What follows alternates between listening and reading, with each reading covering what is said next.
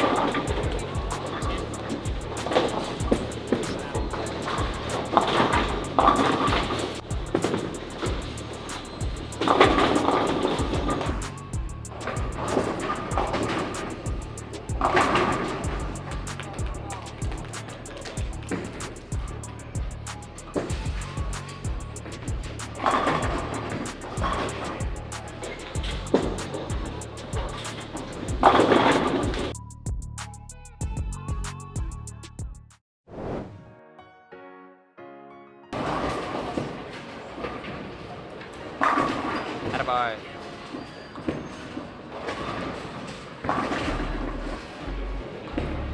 Okay. Woo!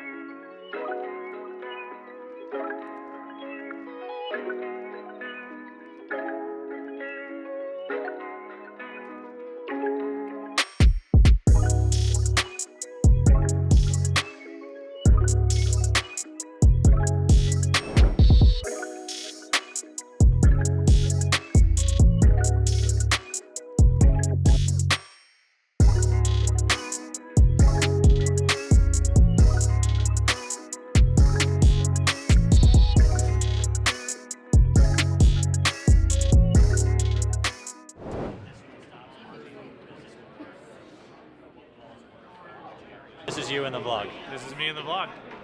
Thanks for watching. Hit the like What are you, button, what are you, subscribe. what are you going to go tonight? I don't know, a couple. Enough. Plus something? Plus enough. He got into the cut. I made it. I shot a bunch of 50s, and 1 or 2 was in front of the 50s every game. And I'm sitting out 170. I'm 10 spots in right now. However, only like 16 above the cut with 1 squad to go. So we'll be sweating it out. We'll be sweating it out. Hopefully I get into the cut. I'm cashing for sure, but hopefully I get into the cut. You're in soft. You're in soft. Match play tomorrow, guys. We'll see you there. Be there or be super square. Hey, Packy, Hanrahan. Packy, thank you so much for joining us. Yeah, thanks for having me. Appreciate it. No problem. Now, over the last couple of weeks, you've had a pretty good time. You snuck into the TOC and then just crushed just about everybody. You were bowling so good. Tell me about what your plan was and really how it's changed from last week to this week here at the Masters. I mean, nothing's really changed mindset-wise, but on the lanes, obviously with it being super long, you got to keep your angles super in front of you. You got to make a lot of good shots. It is the Masters. There's close to 400 people here, so it's really just to try and survive and make a lot of good shots and make the spares when you leave them. So from this week to last week, a little lower scoring, I think, overall, but definitely still gettable for the guys that are scoring well. Awesome. Now, what pieces have you been throwing out there this week? This week I've been throwing a Brunswick mindset pretty much exclusively. Maybe I threw the Troublemaker for maybe 2 or 3 games on the burn, but really pretty much sticking with the mindset. Out of those 15 games, probably for 12 or 13 of them. Wait, you're not playing a purple hammer? Way too long of a pattern. I tried in practice, but it was not close. So yeah, I would have if I could have, but it was not possible. Okay, now recently I had an injury. I've had to move to two-handed from one-handed bowling. For our two-handed viewers out there who are watching, what is your best advice for a new two-handed bowler? New two-handed bowler, someone who's brand new, I would say. I always like to watch a lot of video of myself compared to the guys who are, better than I was, better than I still am. I still go out and watch videos of the guys that throw it amazing when I'm feeling a little off. But go find a reputable coach in your area, someone who knows more than you, who could help you out, whether it's once a week, once a month, or once every couple months, however often you guys practice. I still talk to coaches, many times per week where hey, this is feeling a little off, or hey, I'm really struggling with this. So even the best players in the world do, so there's no reason that you guys shouldn't. And they don't need to be a specific two-handed coach. They can be just a really good coach in your area. The two-handed and one-handed game is a lot more similar than people realize. And I think a lot of people, when looking for coaches, they're like, oh, well, he's not two-handed. I'm like, well, it doesn't really matter. He's a good coach. He's going to be able to tell you the right information anyway. So find a coach, and there's a lot of them out there that can give you some good help. So just keep an open mind and find a coach. That is really good advice. There are a lot of principles from one and two-handed that do overlap. Yeah. And talking to somebody who has knowledge in general is going to make your game better. Yeah, I mean, even like if you look at the footwork, I mean, all of us do it really a little bit differently our own way, from Belmo to Osku to myself to Simonson to Troop, who has like one-handed footwork. Everybody does something a little bit differently. So again, any coach who has any high-level knowledge is going to be able to help you out.